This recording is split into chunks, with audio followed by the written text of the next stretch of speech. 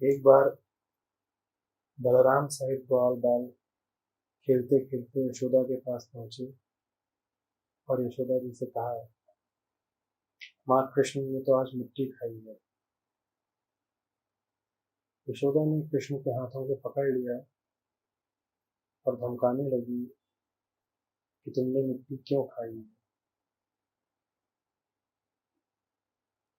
यशोदा को भय था कि मिट्टी खाने से कृष्ण को कहीं कोई रोग न लग जाए। कृष्ण भी भयभीत हो माँ की ओर हाथ भी नहीं उठा पा रहे थे। यशोदा ने कहा, नटखट तूने मिट्टी क्यों खाई? बलराम सहित और भी ग्वाल यही कह रहे हैं। कृष्ण ने कहा, मिट्टी मैंने नहीं खाई है, ये सभी लोग मिथ्या कह रहे हैं। यदि आप उन्हें सच्चा मान रहे हैं तो स्वयं मेरा मुख देखें। माँ ने कहा कि तू अपना मुख खोल। लीला करते हुए बाल रूपधारी कृष्ण ने अपना मुख माँ के सामने खोल दिया। यशोदा ने जब मुख के अंदर झांका तब उन्हें उसमें चराचर संपूर्ण विश्व दिखाई पड़ने लगा। अंतरिक्ष, दिशाएं, द्वीप, पर्वत, समुद्र सहित सारी पृथ्वी, प्रवाह नामक वायु, विद्युत, तारा सहित स्वर्गलोक, जल, अग्नि, वायु, आकाश, अपने अधिष्ठाताओं एवं शब्द आदि विषयों के साथ दसों इंद्रियां, सत्व, रज, तम, इन तीनों तथा मन, जीव, काल, स्वभाव, कर्म, वासना आदि से लिंग शरीरों का अर्थात चराचर शरीरों का, जिससे विचित्र विश्व एक ही काल में दिख पड़ा। इतना ही नहीं, यशोदा ने उनके मुख में ब्रज के साथ स्वयं अपने आप को भी देखा। इन बातों से उन्हें तरह तरह के तर्क वितर्क होने लगे। सोचने लगी, क्या मैं स्वप्न देख रही हूँ या ये देवताओं की कोई माया है, अथवा मेरी बुद्धि का ही व्यामोह है, अथवा इस बच्चे का ही कोई स्वाभाविक अपना प्रभावपूर्ण चमत्कार है। अंत में उन्होंने यही दृढ़ निश्चय किया कि अवश्य ही इसी का चमत्कार है और निश्चय ही ईश्वर इसके रूप में आए हैं। तब उन्होंने कृष्ण की स्तुति की, जो चित्त, मन, कर्म, वचन तथा तर्क की पहुंच से परे इस सारे ब्रह्मांड का आश्रय है, जिसके द्वारा बुद्धि वृत्ति में अभिव्यक्त प्रकाश से इसकी प्रतीति होती है। उस अचिंत्य शक्ति परम ब्रह्म को मैं नमस्कार करती हूँ। कृष्ण ने जब देखा कि माता यशोदा ने मेरा तत्व पूर्णतः समझ लिया है, तब उन्होंने तुरंत पुत्र स्नेहमयी अपनी शक्ति रूप माया विस्तृत कर दी, जिससे यशोदा क्षण में ही सब कुछ भूल गए। उन्होंने कृष्ण को उठाकर अपनी गोद में बैठा लिया। उनके हृदय में पूर्व की भांति अपार वात्सल्य रस उमड़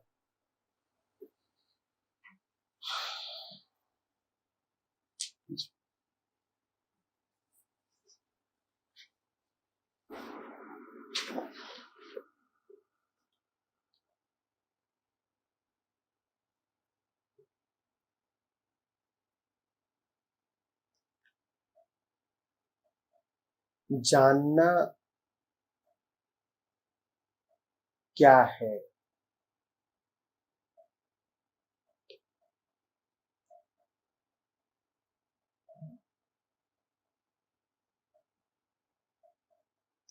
ज्ञान और बोध में क्या संबंध है?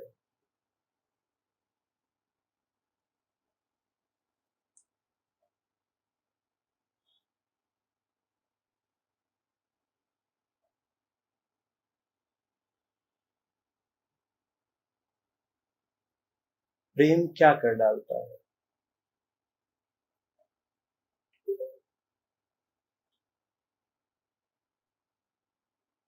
माँ है एक,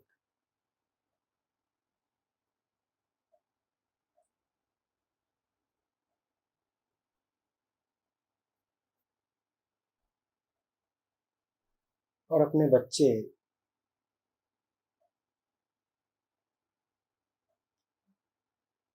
की भलाई हेतु तत्पर है।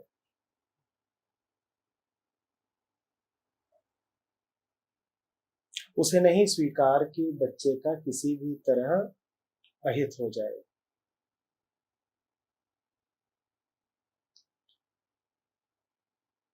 बच्चे की ओर वो जा रही है, बच्चे से कुछ बातें कर रही है, डांट ही रही है अपने बालक को,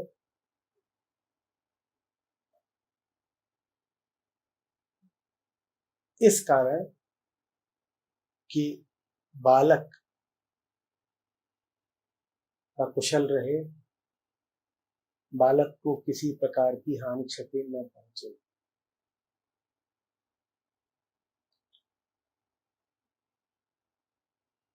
ये बात पहली है और पूरी कहानी का आधार है।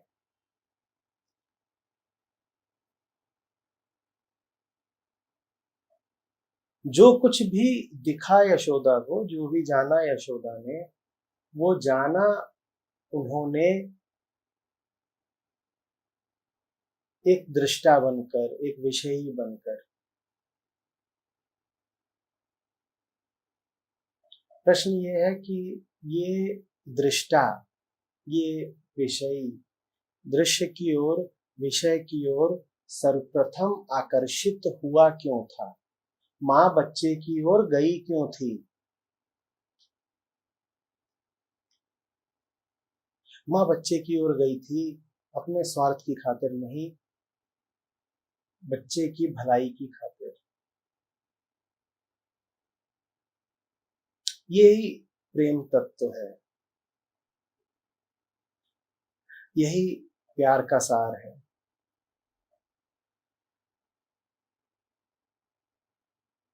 अपने को पीछे छोड़कर, अपने को भुलाकर, अपने को जरा अलग रखकर दूसरे का हित देखना।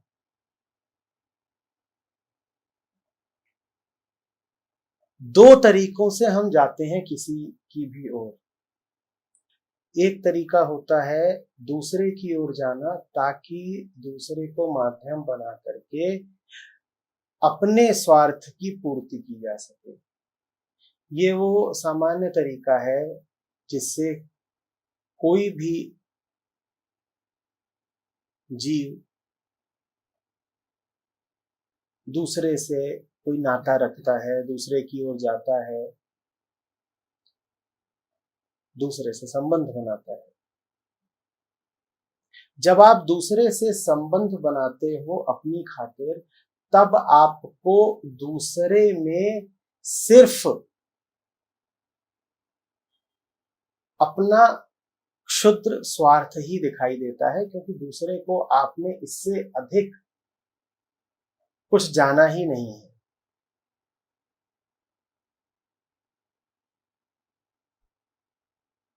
आपकी स्थिति ऐसी होती है जैसे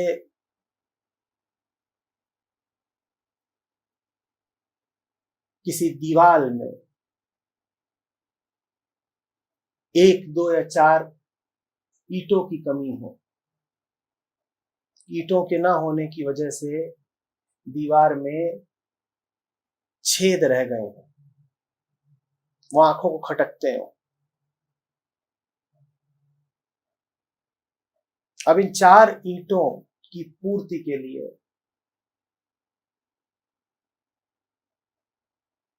आप कहीं पर गिरी हुई चार ईंटों को देख सकते हैं, आप एक ठेले में लद कर जा रही ईंटों को देख सकते हैं,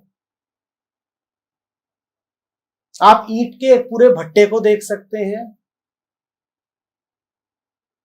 या आप किसी सुंदरतम महल को देख सकते हैं। वो सबके सब आपके लिए क्या है? कुल चार ईंटें। आप उनको उतना ही बड़ा देख पाएंगे जितनी बड़ी आपकी क्षुद्र रिक्तता है। आपकी रिक्तता है चार ईंट बराबर। वो क्षुद्र इसलिए है क्योंकि आपने ही अपने आप को बड़े क्षुद्र रूप में परिभाषित किया है।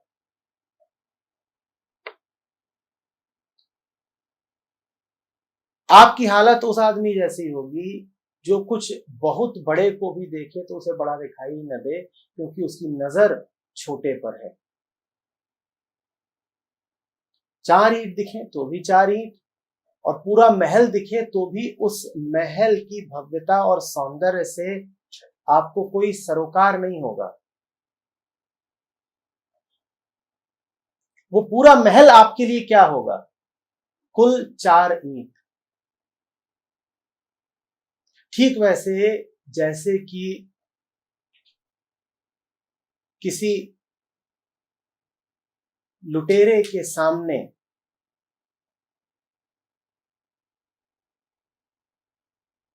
कोई महाशास्त्री जा रहा हो, कोई विद्वानों में विद्वान जा रहा हो,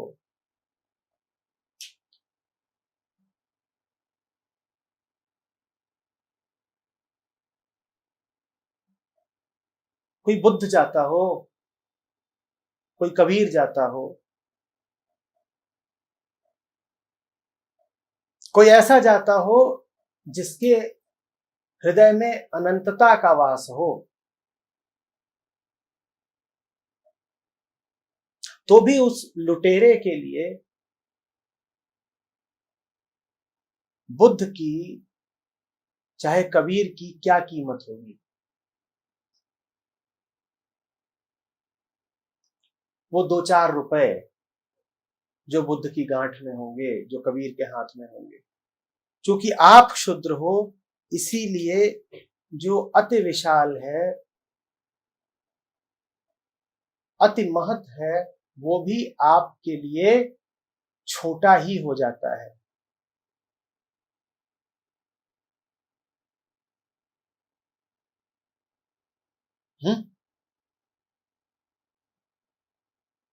आपकी हालत ऐसी होगी कि जैसे किसी मंदिर के प्रांगण में विशाल पूजा अर्चना चलती हो, यज्ञ हवन आदि आयोजित होते हो,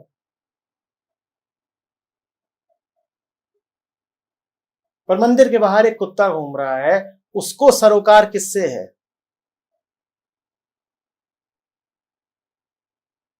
कि इस पूरे प्रांगण में कहीं कोई जूठा टुकड़ा दिखाई दे रहा है अन्न का? उसे इससे ज्यादा कुछ समझ में ही नहीं आ रहा। जब भी आप छोटे होकर के और स्वार्थवश देखते हैं तो आपको जो दिखाई देता है वो छोटा सा ही होता है, जरा सा ही होता है। कुत्ते की लालची आंख महानतम मंदिर को भी देखेगी, पवित्रतम मंदिर को भी देखेगी, तो भी तलाशेगी जूठन ही।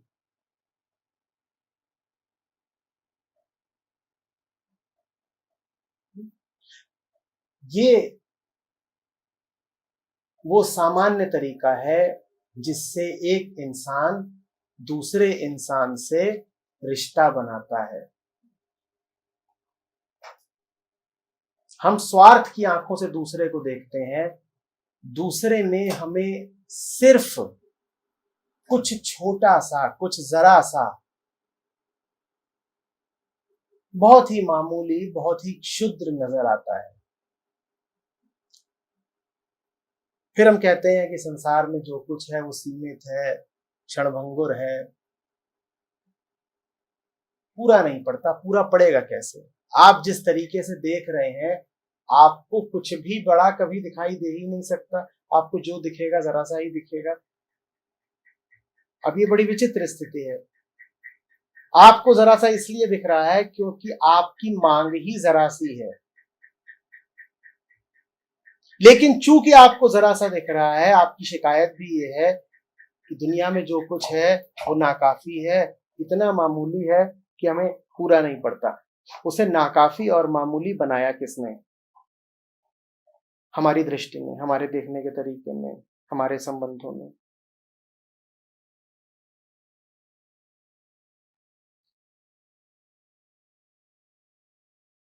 हमारी हालत उस भूखे पशु के समान है जो एक जंगल में विचरते महावीर को देखे तो इतना ही कहे कि वाह, इसका मांस कितना स्वादिष्ट होगा। महावीर का केंद्र, आत्मा, आधार, उनकी मूल सत्ता उस पशु को नजर ही नहीं आनी है।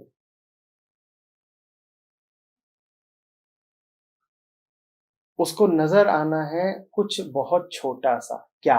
शरीर, मांस।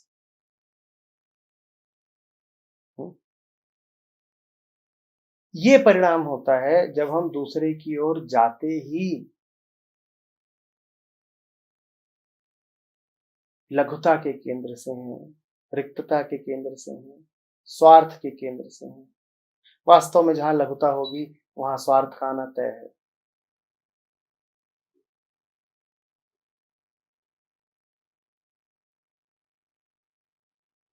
एक दूसरा तरीका भी होता है किसी को देखने का, वो तरीका होता है प्रेम का।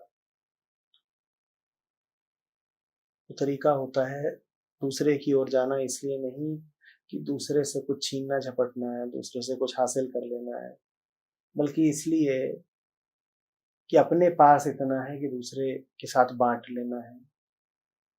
आनंद का अतिरेक है, वो बहना चाहता है। आनंद का स्वभाव है, वो फैलना चाहता है। वो दूसरे को दूसरा मानता ही नहीं, वो सारी सीमाएं तोड़ देना चाहता है।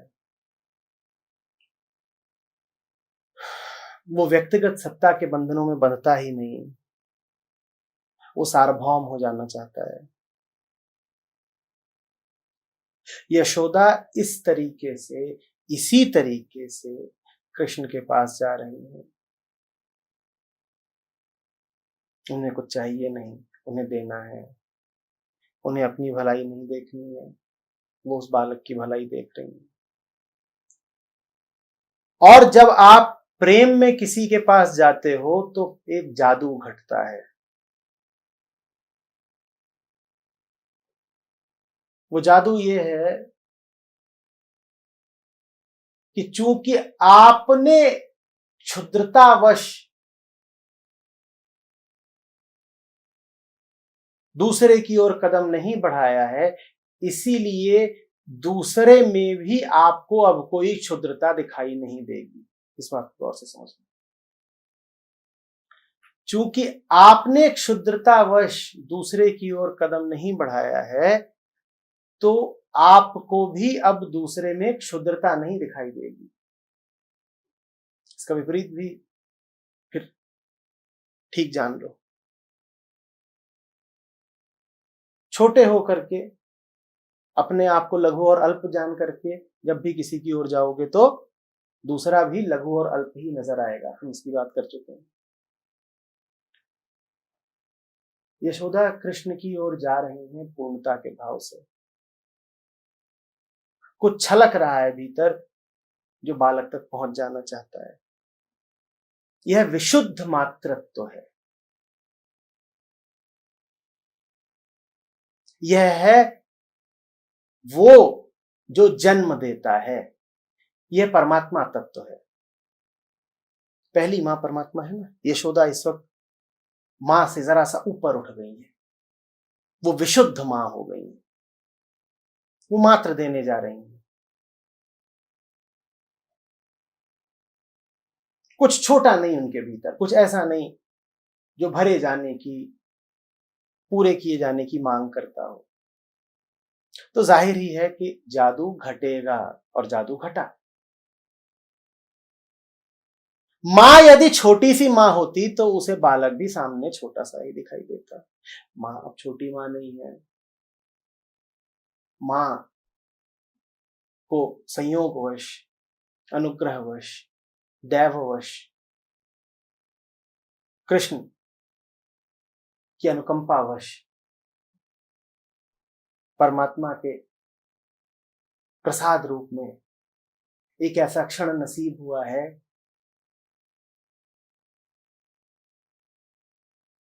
जब वो साधारण जैविक मां से ऊपर उठ गई है। वो कृष्ण की ओर जाती हैं। ये पल अनूठा है। कृष्ण ने भी अब उनको मात्र एक जीव नहीं दिखाई देगा, क्योंकि जो गया है कृष्ण की ओर वो मात्र एक जीव नहीं है। यशोदा यदि सिर्फ एक शरीरी माँ होती तो सामने उन्हें जो दिखाई देता वो एक शरीरी बालक रहता, जैसे सामान्यतः हर माँ को दिखाई देता है। मैं माँ, मेरे शरीर से, मेरे गर्भ से इस बच्चे का जन्म हुआ है, मुझे बच्चा दिखाई दे रहा है।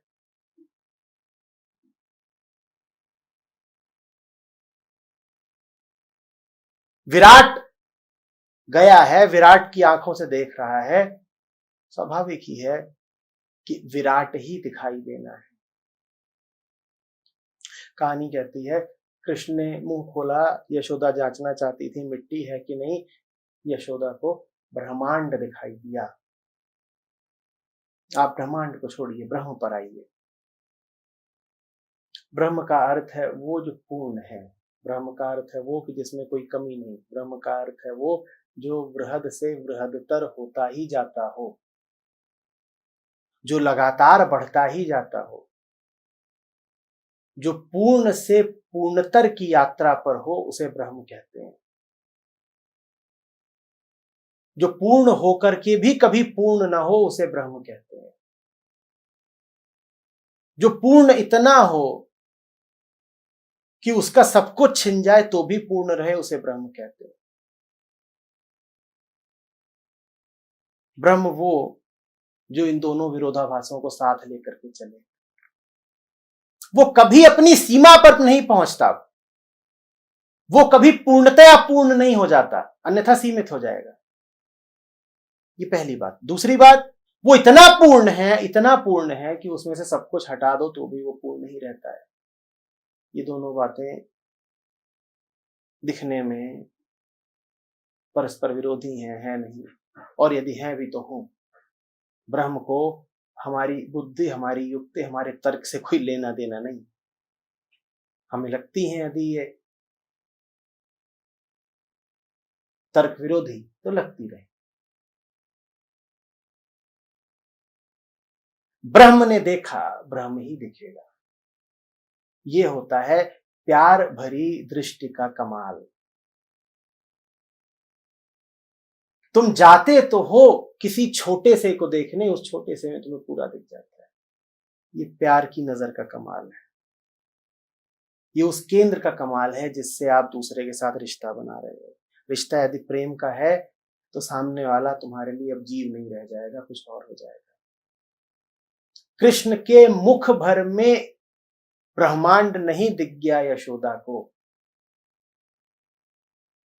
ऐसे कह लो कि समस्त ब्रह्मांड यशोदा के लिए कृष्णमय हो गया। मुख मात्र में कुछ विशेष नहीं है, वो क्षण अनूठा है, वो घटना अनूठी है। अब जो है सब न्यारा है, सब कुछ इतना विशेष है, इतना विशेष है कि निर्विशेष हो गया। इसे ही कहते हैं ब्रह्मत्व।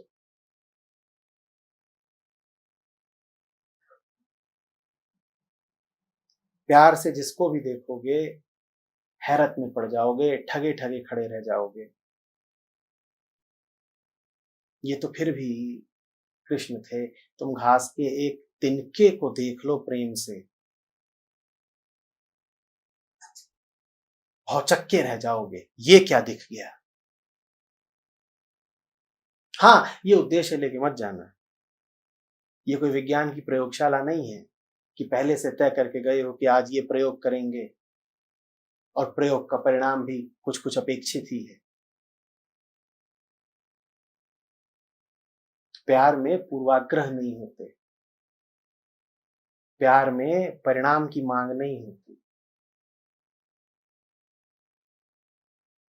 प्रेम में अपनी छवि को, अपनी विशेषताओं को संभाला सहोजा नहीं जाता। ऊपर ऊपर से देखो तो क्या है यशोदा, एक साधारण माँ ही तो है, डांट फटकार रही है। तू बच्चों के साथ खेलने गया था तो मिट्टी खा करके आ गया।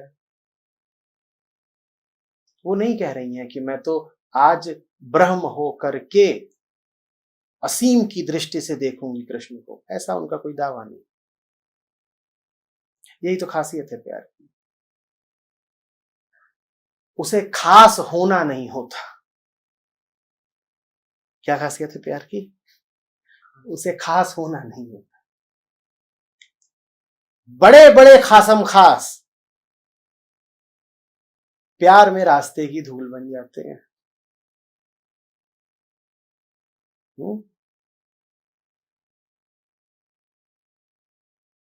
कबीर अपने आप को कहते हैं मैं दासों का दास,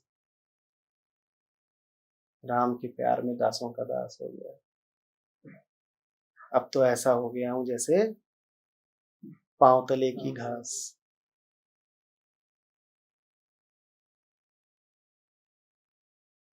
तो उतने ही साधारण तरीके से गई थी यशोदा। यहां पांडित्य का प्रदर्शन नहीं हुआ,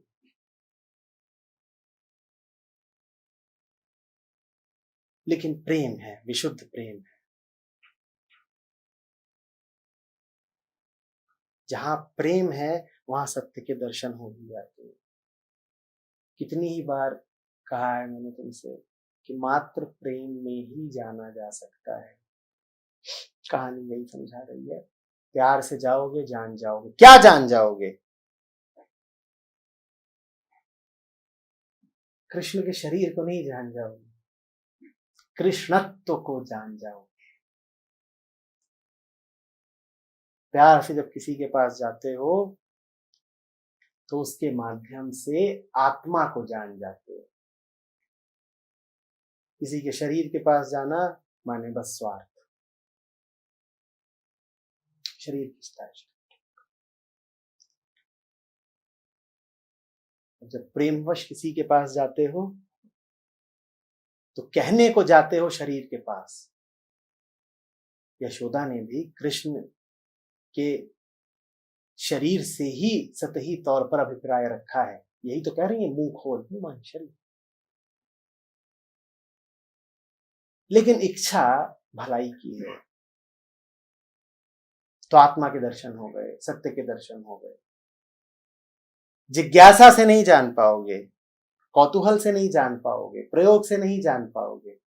प्रेम में सब जान जाओगे। मजेदार बात यह है कि प्रेम में जानने की इच्छा के कारण नहीं जानते, बस यूं ही जान जाते हो। और प्रेम में कुछ विशेष नहीं जान जाते। कौतूहल से जब भी जाओगे तो कुछ विशेष जानोगे। विशेष माने छोटा, विशेष माने सीमित। क्या हुआ होगा? कृष्ण ने मुंह खोला, हुआ क्या है? हुआ यह है, यशोदा भाव विवहल हो गई हैं, समय ठहर गया है, दिल की धड़कन रुक गई है। ये तो कहने का काव्यात्मक तरीका है कि कह दिया गया कि भीतर अंतरिक्ष दिख गया, दसों दिशाएं दिख गई, अतीत दिख गया, भविष्य दिख गया, प्रकृति के तीनों गुण दिख गए, इत्यादि इत्यादि। हुआ क्या है? अनंतता के दर्शन हो गए हैं। और अनंतता का मतलब होता है सीमाओं का हट जाना। सीमाएं माने स्थान और समय, स्थान और समय हट गए हैं।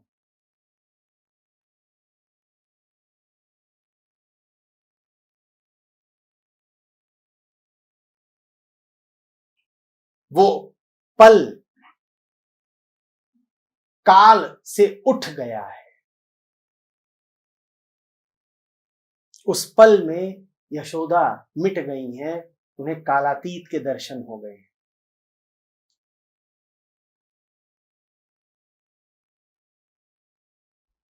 ये हुआ है प्यार में, यही होता है। मुंह भर खोला है प्यारे ने और तुम्हारी धड़कन थम गई है, तुम्हारा मन थम गया है, विचारों का प्रवाह थम गया है। ये गहनतम अवस्था है ध्यान की, ये उच्चतम सोपान है भक्ति का। सब रुक गया बिना तैयारी के। इसलिए नहीं गई है मां बच्चे के पास कि अचानक समाधि लग जाए, पर लग गई समाधि। प्रेम में ऐसे ही अनायास, तत्काल, अप्रत्याशित रूप से समाधि लग जाती है। रामकृष्ण इसके प्रबलतम और नवीनतम उदाहरण है।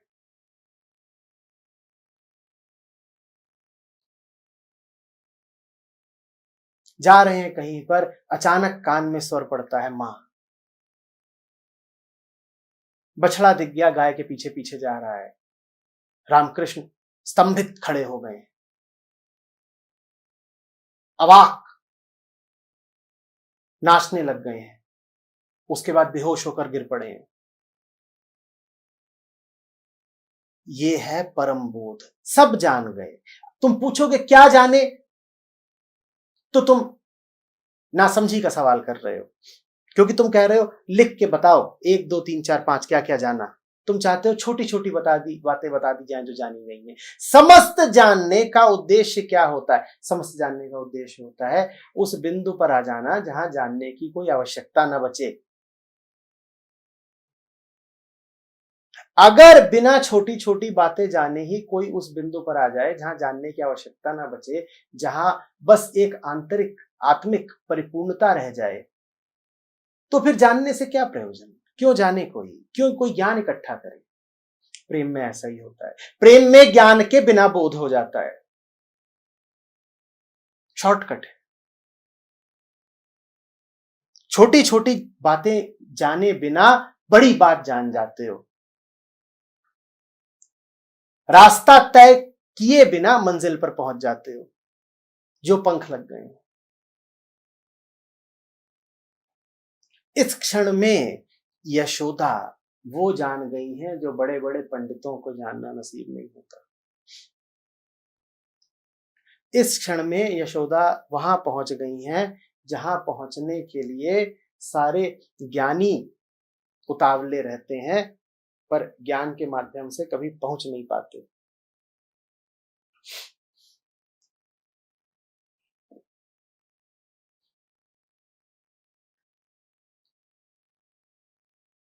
प्यार से देखोगे तो दिखेगा। क्या दिखेगा? कुछ छोटा सा नहीं दिखेगा।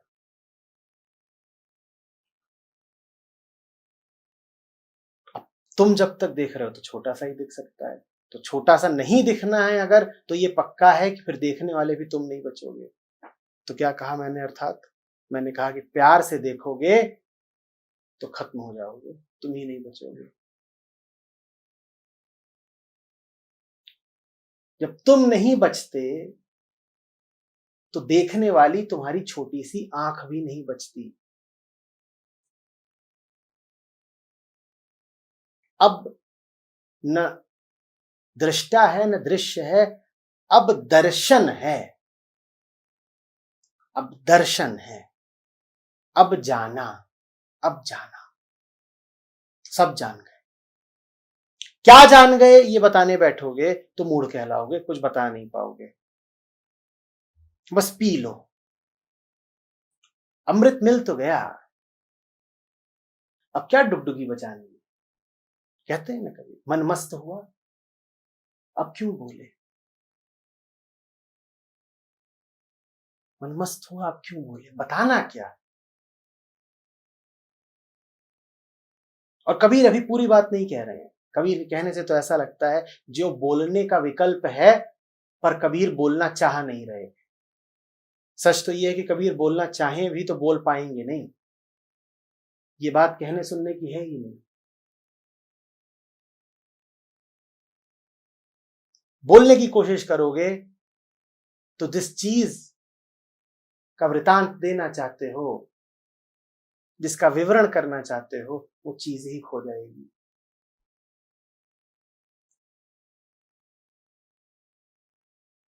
वो तो चीज ऐसी है कि पाई, पी और बस।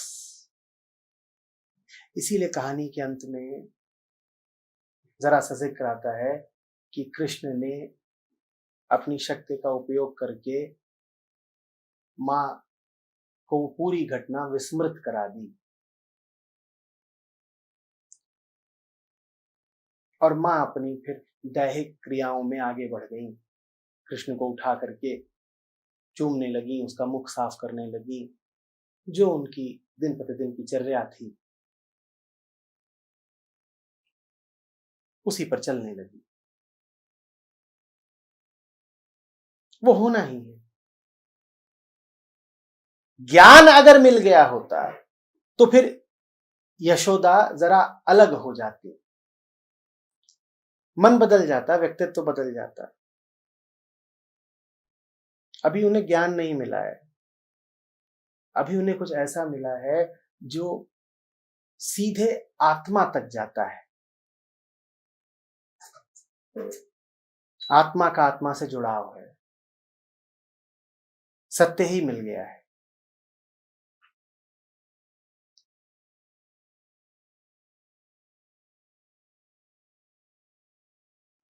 अब स्मृति याद नहीं रख पाएगी,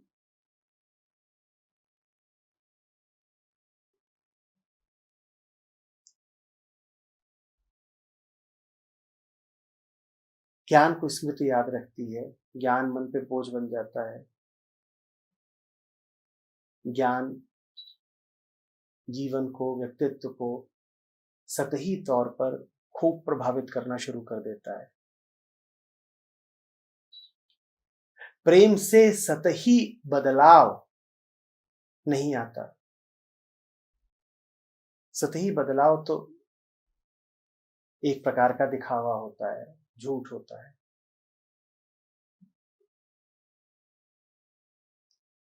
प्रेम से तो मूल ही बदल जाता है,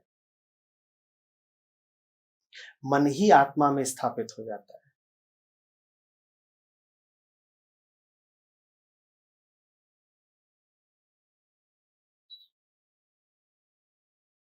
ऊपर ऊपर से आदमी वैसा ही बना रहता है,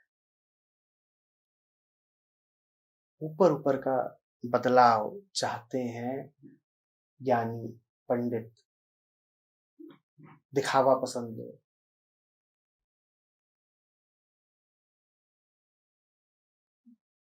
प्रेमियों को तो हृदय से मतलब होता है,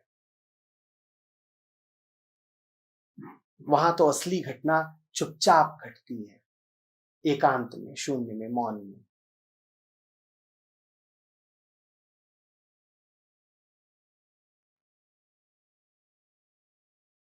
ऊपर कुछ नहीं बदलता, या बदलता भी है तो इतने सूक्ष्म तरीके से कि बहुत सूक्ष्म आंखें ही देख पाए।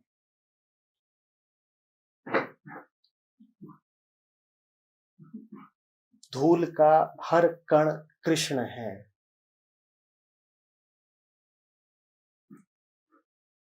पदार्थ का एक एक अणु कृष्ण है, बच्चा बच्चा कृष्ण है, नदी पर्वत पहाड़ पशु सब कृष्ण है। तुम प्रेम से देखो, तुम्हें वही दिखेगा जो यशोदा को दिखा। तुम प्रेम से न देखो तो कृष्ण भी व्यर्थ है तुम्हारे लिए, गीता भी व्यर्थ है तुम्हारे लिए, पुराण भी व्यर्थ है तुम्हारे लिए, सब कहानियां भर हैं।